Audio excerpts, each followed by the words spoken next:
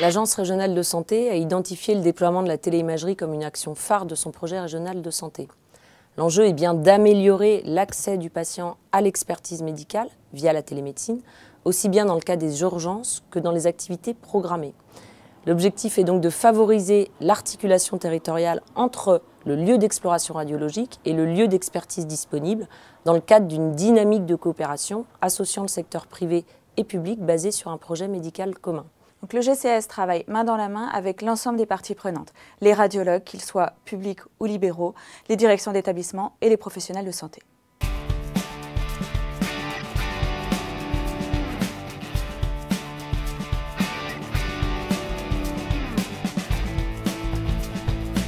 Oui, bonjour, oui, c'est le radiologue de Gand. D'accord. Est-ce qu'il a perdu la connaissance? Oui, d'accord. Il vomit? Ok. Le nom de la patiente? D'accord. Est-ce que vous pouvez me faire une reconstruction en os? Oui, j'ai bien compris le protocole. Merci. Ok, à bientôt. Au revoir.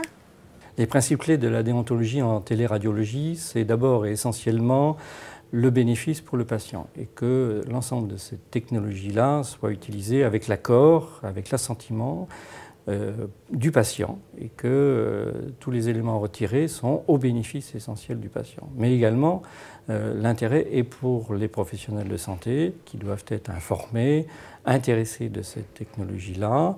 En fait, le principe est également qu'on prenne en compte le secret et les précautions à prendre pour le secret des informations qui seront données, qui seront transmises. Vous allez juste me rappeler votre date de naissance avant que je commence l'examen? Alors le 14 septembre 88. Très bien, donc là je vais faire l'examen, donc le scanner de la tête. Est-ce que le médecin urgentiste vous a parlé de la téléradiologie? Oui, j'ai donné mon consentement. Donc du coup là je vais faire le scanner, j'enverrai les messages sur l'ordinateur à Quimper et c'est eux qui interpréteront l'examen. Allez, on va commencer l'examen du coup. D'accord. Voilà, fermez les yeux.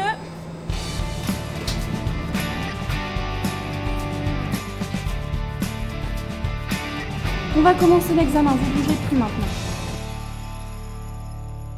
Le choix de la communauté s'est porté sur la mise en place d'infrastructures de gestion de l'imagerie médicale à l'échelle des territoires à travers la mise en place de RIS et de PACS mutualisés. Alors, le PACS territorial, c'est un outil de communication qui va nous permettre d'accéder de part et d'autre plus facilement aux examens et donc de pouvoir mieux collaborer entre les établissements.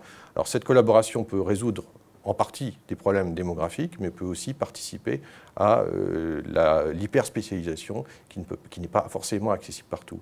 Un dispositif de téléimagerie régionale, le RUBI, permet de relier l'ensemble de ces infrastructures afin de garantir une interopérabilité à l'échelle régionale.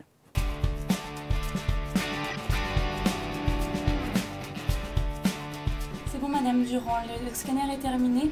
Je vérifie les images et après je viens vous voir. Voilà docteur, le scanner de Madame Durand est terminé. Vous avez bien reçu toutes les images? Je vais regarder les images, voir si je les ai eues. Normalement vous avez tout. D'accord. Oui, j'ai tout. J'ai même la reconstruction. C'est parfait. D'accord. Je télécharge les images.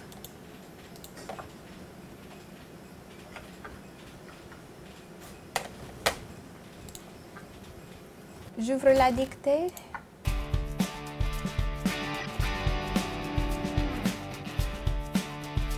L'acquisition a été très bien. Maintenant, vous pouvez enlever le malade et le réenvoyer aux urgences. Je vais recontacter l'urgentiste pour lui donner le résultat. Très bien, je vous remercie. Scanner encéphalique, alléchant indication, traumatisme.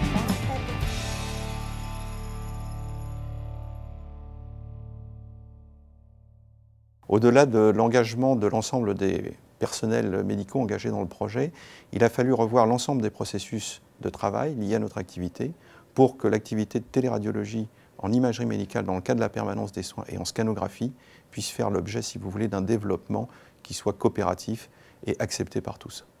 Pourquoi la coopération est-elle indispensable?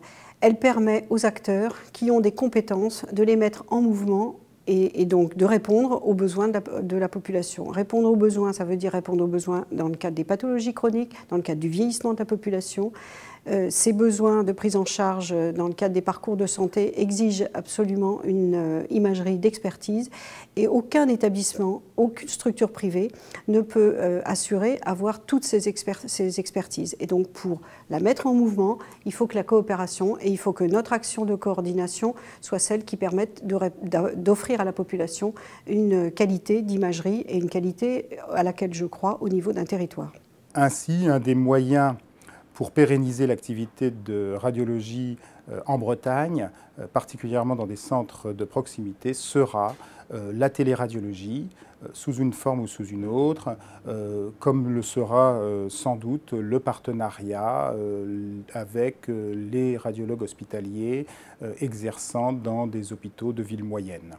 La téléradiologie va permettre une optimisation des ressources et des compétences avec un accès à l'expertise radiologique. Répondre aux besoins du patient au bon moment, que la compétence médicale soit à l'intérieur ou à l'extérieur du site où il est pris en charge. Ça va faire des économies à la sécurité sociale car ça va éviter des transports indus. La crème près de chez soi, C comme coopération, R comme radiologie, E comme efficacité et M comme motivation des équipes pour le bienfait et la prise en charge des populations.